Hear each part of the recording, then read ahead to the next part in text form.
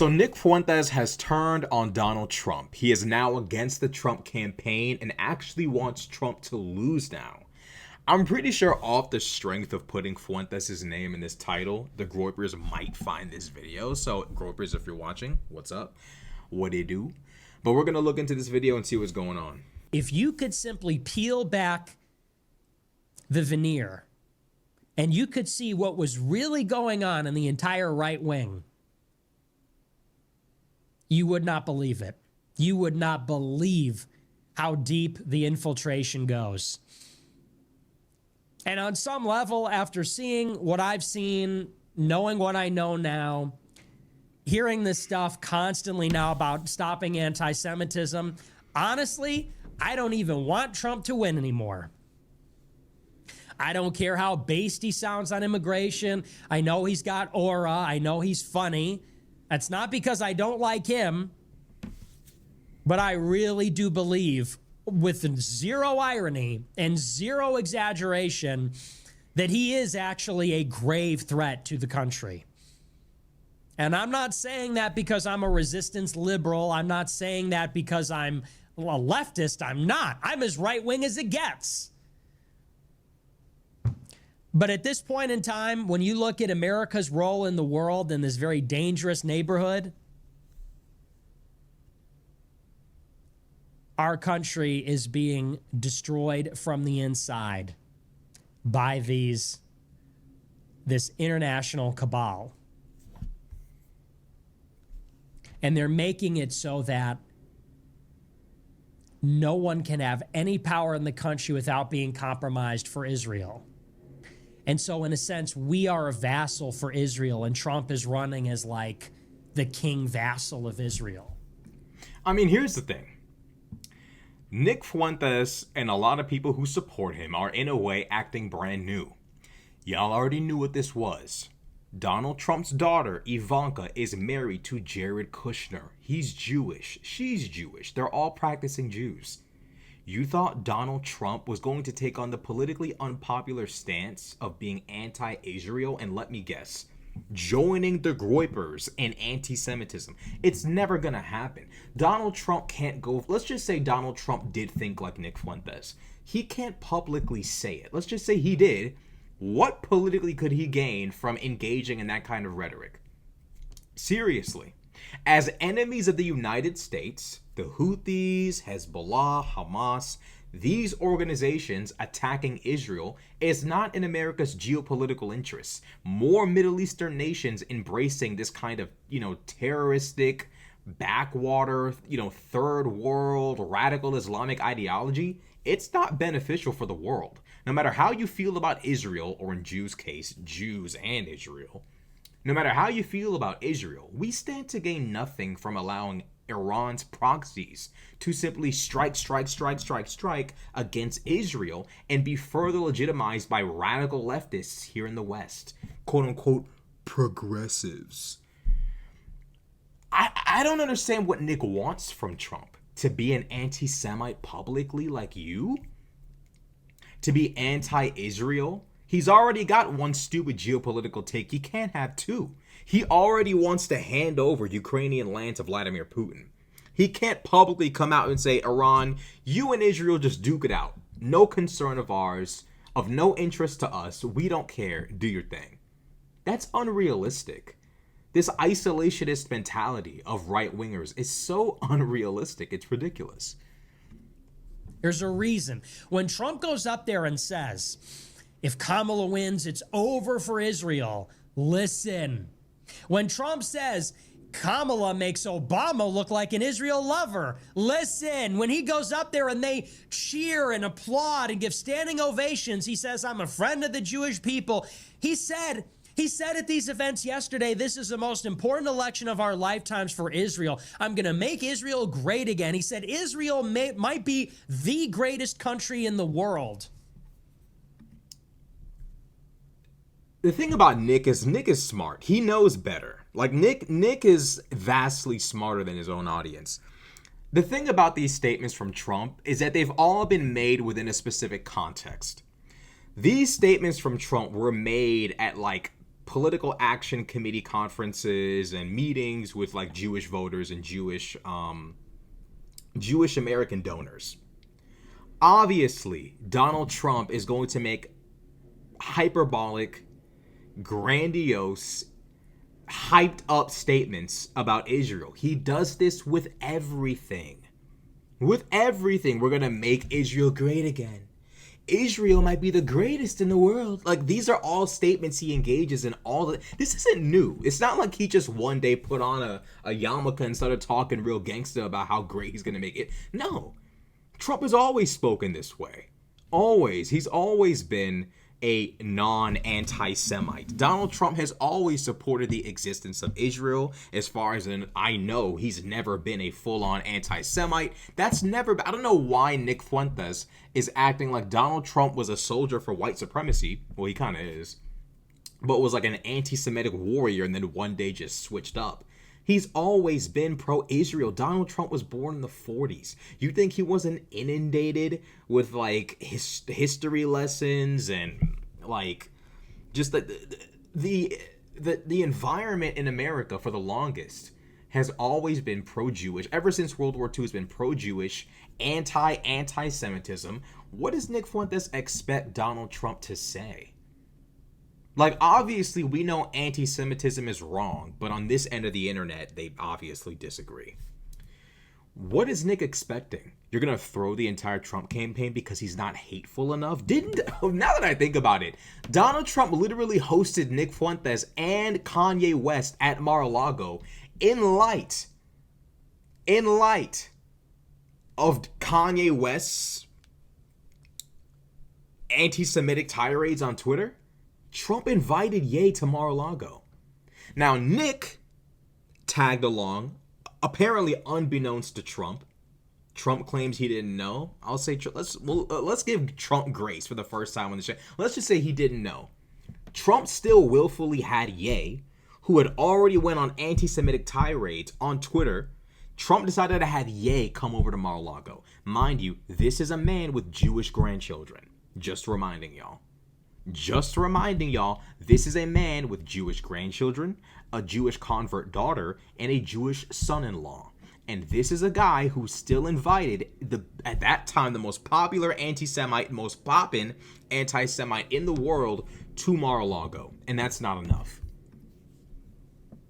Are you hearing that? How could anyone hear that and say, well, it's no big deal? What are even the benefits of this administration? People say, well, we could get jobs in the Trump administration. We could get our guys in government. Our guys are, it's Unit 8200 is getting in government. It's their guys. It's Vance's guys. It's American Moment. It's Peter Thiel. It's Hazoni. It's their guys, not our guys. Our guys criticize Israel. They're not letting anyone like that in the admin. People say, well, if Trump gets elected, he'll be better on tech censorship. Trump is implying he'll use the government to crack down on so-called anti-Semitism on the internet. That's what Republicans are doing right now. That's what all the Zionist donors are complaining about, is the anti-Semitism on TikTok and X. I mean, yeah, it's gotten out of control. It has absolutely gotten out of control. The popularization of the dehumanization of Jewish people has gotten out of control on X. I don't know what it's like on TikTok. I try not to use that app. But like, as it pertains to Twitter, yes, it's been really, really bad how you guys have been behaving toward Jewish people on Twitter. It's sick. And obviously, people are trying to put a stop to it because y'all are wildin'. Y'all are doing too much. And unfortunately, these crazy ideologies become popular on the internet, and it converts millions of people toward insanity. It's unfortunate, by the way, that MAGA does not extend the same courtesy toward other ethnic groups and racial groups. They don't feel the need to curb the anti-blackness on Twitter, which is rampant. They don't feel the need to curb the anti-Indian racism. By Indian, I mean dot, not feather. They don't feel the need to curb the racism toward Indians, because I see it all the time. I go on Twitter and nobody says anything. They just say racist stuff about Indian people, and nobody tries to put a simple stop to it. Nobody says, Elon doesn't even try to say, hey, I'm not going to ban you guys, but can you like tone it down? Like you're going a little bit too hard. Nope. Every other racial group is allowed to be bullied, but the only group that MAGA Republicans want to protect, depending upon which faction you're sampling, the only racial group MAGA Republicans want to protect are Jewish people. The problem is, people like him, Nick Fuentes, are very, very popular and very, very well liked within the movement online.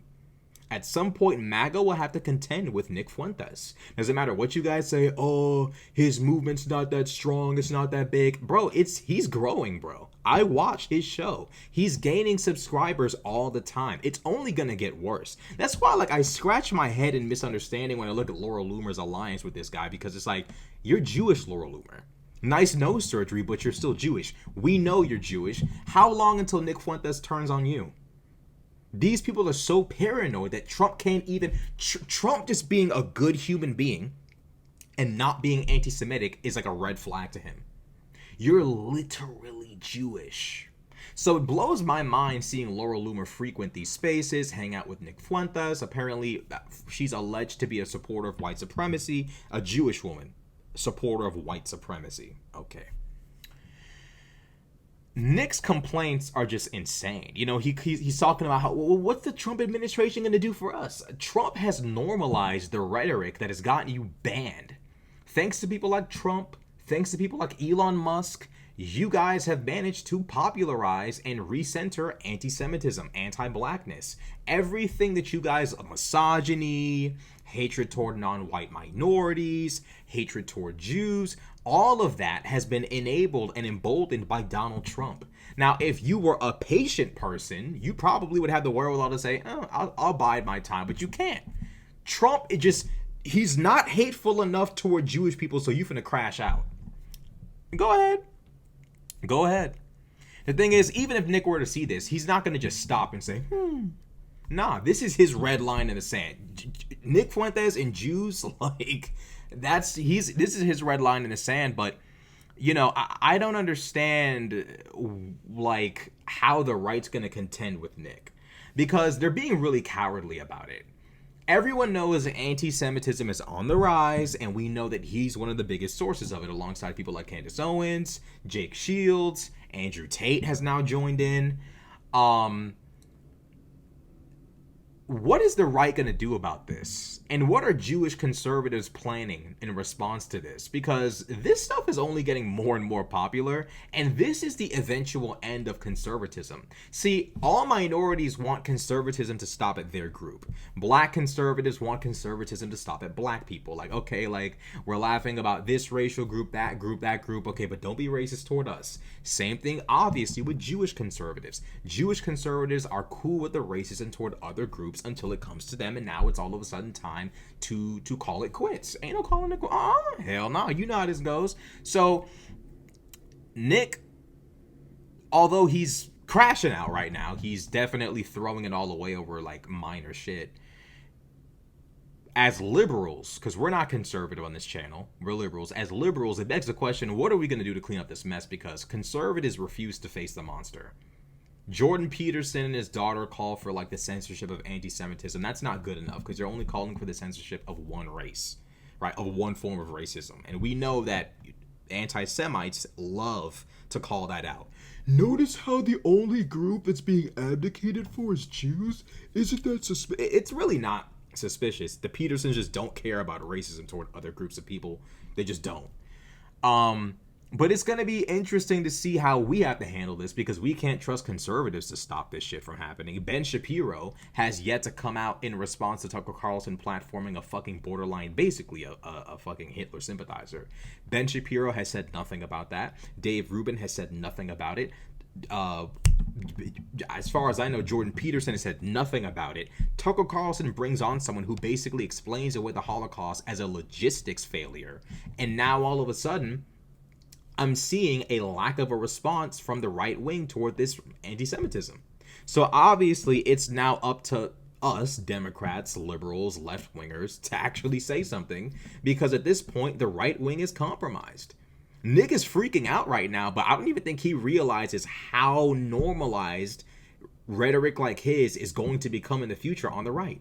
It's literally only a matter of time. Think about the fact that Ben Shapiro has said nothing about Tucker platforming a basically like borderline Holocaust denier.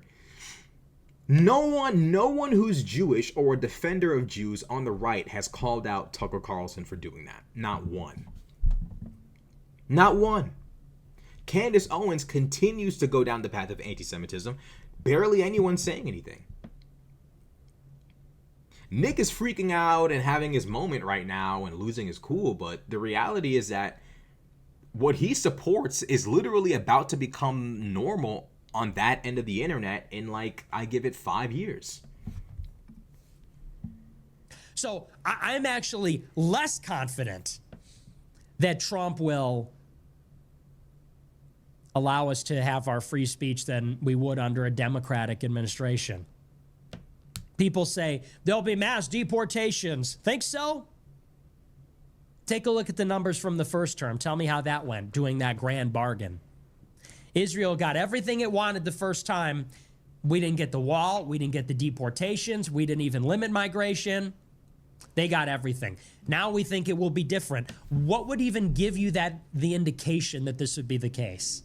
What would even give you the idea, based on what we're seeing, that it would be different this time? If anything, we should be more confident it'll be worse. Because the Israel glazing is at an all-time high.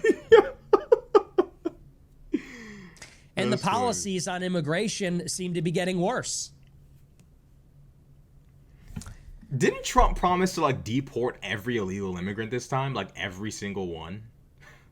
I'm pretty sure he's upping the ante. Like, I'm pretty sure Trump is, like, really ready to stand on business this time. Like, I don't know what Nick is talking about. Trump promised a deportation plan that would have significant effects on the economy.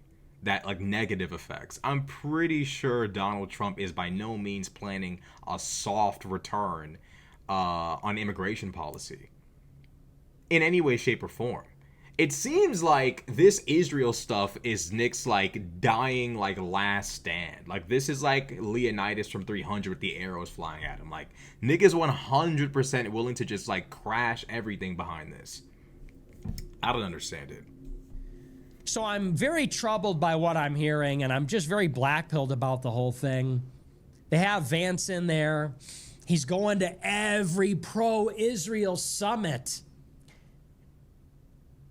Every pro-Israel summit to tell them how he's going to eradicate anti-Semitism, and they're going to give him all the Jewish money.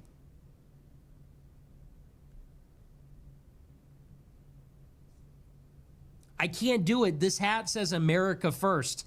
How could anyone wear a hat that says America first and go out for somebody that says Israel's the greatest country in the world? We're going to make Israel great again. Israel needs to be bigger. It's too small. We need to make it bigger. This is the most important election for Israel. I'm going to be the biggest friend to Israel. And they say, I'm obsessed. They say, I'm the one that's obsessed. They say, I'm the one that's hung up. I mean, to be fair, as someone who watches his show, yeah, like, you do have a long-standing beef with Jews in Israel. Like, this is not a matter of debate. Like, I've watched his show, watch every now and again. Like, yeah, like, you are obsessed. I mean, the funny thing is, like, what do you expect Donald Trump and Vance to do? Like, if they go to these events, they're going to talk about how much they love Israel. Like, that's going to happen. I don't understand. I don't understand, like, this America First mentality is so ridiculous. And the thing is, like, Nick is smarter than this. It's just that a lot of conservatives know what works, but they will compromise what works because they just desperately need this ethno-nationalistic theocratic utopia. And they will compromise damn near every functioning aspect of, you know, a functioning domestic government, functioning foreign policy. They will compromise any and everything that makes a nation function economically, militarily. It will compromise all of that just to get, like, a modicum of an inch closer to a religious, you know, a theocratic ethno-state. And it's just crazy to me. Like, you're ready to crash the Trump campaign behind what? The fact that he supports Israel? That's crazy to me. What do you expect Trump to do? when standing in front of like an entire crowd of Jewish donors and investors, talk about how Israel sucks? Like, what do you like, bro? Like, what do you want him to do? Like, if the crazy thing that blows my mind is, let's say he did the opposite. Let's play devil's advocate, because I like to talk about politics not just from a moral perspective but also a strategy perspective. What does Trump gain from engaging in your kind of rhetoric? He's already on a thin line. He got in front of black journalists and questioned whether Kamala was black. Trump has lost the sauce. What made him funny and charismatic back in the day, he lost that.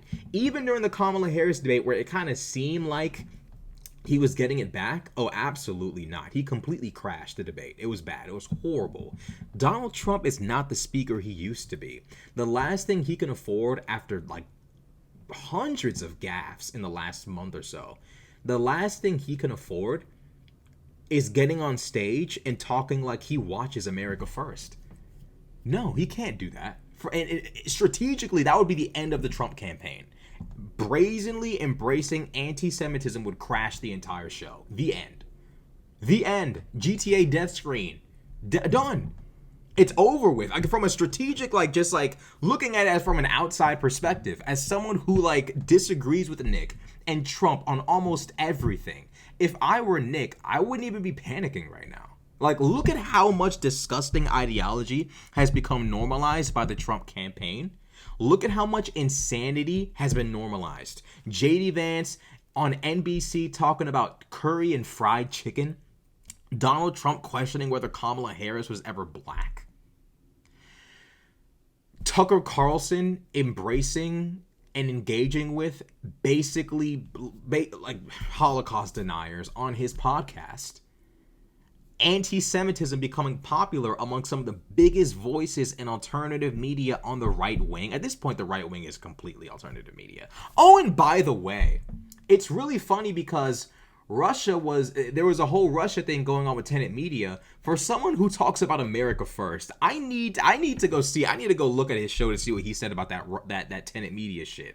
It can't be America First and then be cool with Russia funding, alternative conservative media from behind the scenes and not being clear about it. That media company did not tell us they were being funded by Russia. They didn't say anything. They just sat there and allowed their audience to consume the media with no understanding of who was funding it, who was just, instructing it, organizing it, any of that. So, it's like, it just seems like Nick is panicking over silly shit. Like, where is this beef between him and Jews coming from? I don't understand that. Even as someone who watches his show, I don't understand where this comes from. And then the fact that he's, I guess, now going to turn on the Trump campaign over this, not understanding that. But to be honest, I encourage it.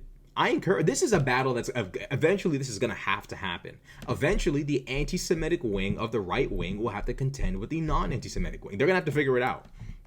They're going to have to duke it out. And I know people are going to be like, oh, never interrupt your enemies when they're making a mistake. At the end of the day, this collision is going to happen no matter what I say. Nick Fuentes has no clue who the hell I am. I'm sure he doesn't care what I have to say. This schism is going to continue to brew on the right wing.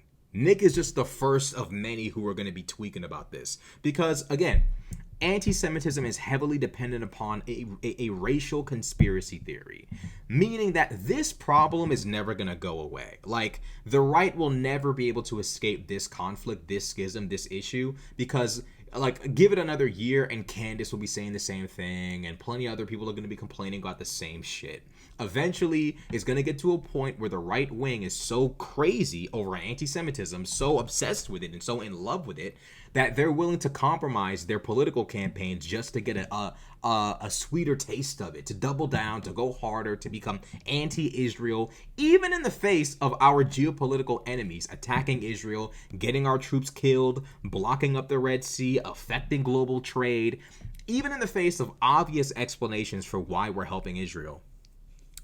We get crash out moments like this. I don't understand this. I don't understand this at all. Nick is smarter than this, But again, this is what conservatives do. Is they will compromise any and all functionality to get 1 inch closer to like an ethno-nationalistic theocracy, because that in their mind is that's what solves all of their problems. If they could just be allowed to have that, every issue would go away. It won't, but in their mind, every single issue will go away. If only Trump would just double down on the anti-Semitism. If only he would join us in the anti-Semitism, double down on said anti-Semitism. If only he would join us in our insanely anti-black rhetoric. If only he would join us in our misogyny. If only Trump would become as crazy as us, we could win the day. And that's just not true. It's not. And I think Nick knows that. I think Nick knows that Donald Trump cannot embrace anti-Semitism to the extent that he wants Donald Trump to. He can't embrace anti-blackness to the extent that he wants Trump to. Donald Trump cannot do that because the world is not as hateful as it used to be. And that's something that like people on the right are going to have to accept and understand. Like that's just, the world is moving on from that. But yeah, I don't know what's going on over there. Every day I like turn on the internet, there's always trouble in quote unquote paradise over there. There's always a new problem, there's always a new issue, there's always a new fight, there's always a new disagreement. I don't know what's going on over there, but it's never good. Anyways, it is what it is. Let me know what you guys think in the comment section below about this Mexican standoff now. Because now he's calling Trump a grave threat to the country, not because of January 6th, not because of the election scheme, not because of the division he sows, none of that. No, the real reason why Trump is a threat to the country is because he's too pro-Israel. Okay. The biggest group of people Trump is a threat to as it pertains to Israel is Gaza. They might actually be done for if he wins. You can just kiss that goodbye. But yeah, I mean, I don't know why Nick Fuentes thinks that Donald Trump is a grave threat to the country. Not because of his schemes, his plots, his crimes. Oh no. He likes Jews too much. That's the reason why. I mean, how do people live off of this much racism is the question. Like, how do you even survive off of this? The question has to be asked.